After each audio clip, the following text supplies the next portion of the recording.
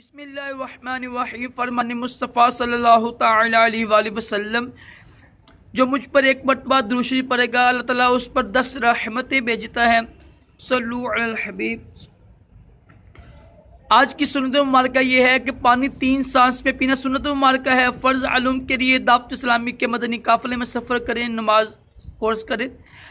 राशिद अतारी रूहानी इलाज लेकर पेश खिदमत है। आज इंशाल्लाह मैं आपको रूहानी इलाज बताऊंगा कि हर मुश्किल दूर होगी इंशाल्लाह और हर हाजत जायज़ पूरी होगी। बहुत ही आसान है, बहुत ही आसान है।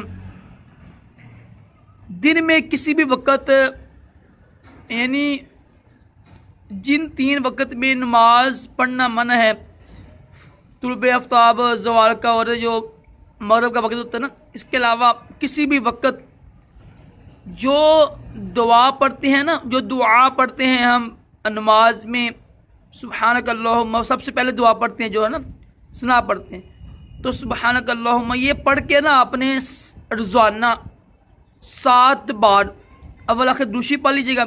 7 मरतबा पढ़ कर तो सजदा करें एक, तो सजदे में 3 मरतबा इस्तग़फ़ार पढ़ें और फिर कहें अल्लाह अकबर, उठ जाएं।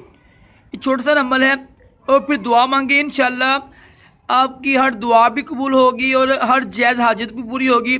दोबारा सुन लें, जो दुआ पढ़ते हैं ना, हम सना पढ़ते हैं सुब्हानक अल्लाहुम्मा व बिहम्दिक, ये जो हर नमाज में पढ़ते हैं हम, ये दिन में किसी भी वक़्त मकरू वक़्त ना हो, तुलुब आफ्ताब का, ज़वाल का और मगरिब का।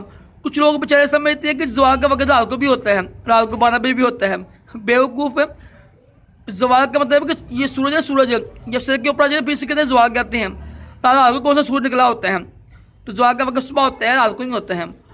तो इन 3 वक़्त के अलावा आप दिन में किसी भी मरतबा, किसी भी वक़्त अव्वल आखिर दूसरी पढ़ के 7 मरतबा ये दुआ पढ़नी है जो नमाज से पहले पढ़ते हैं, सना जो होती है, पढ़कर सजदा करें। सजदे में 3 बार इस्तग़फ़ार पढ़ें और उठ जाएं, अल्लाह क्या अल्लाह अकबर, और फिर दुआ मांगे। इंशाल्लाह हर जायज़ दुआ कबूल होगी और मुश्किलें भी दूर होंगी। अल्लाह ताला हम सब को भी तमाम जिस्मानी रूहानी बीमारियों से महफूज रखे, दोनों जहानों की बलाइयाँ अता करे। अल्लाह हाफ़िज़।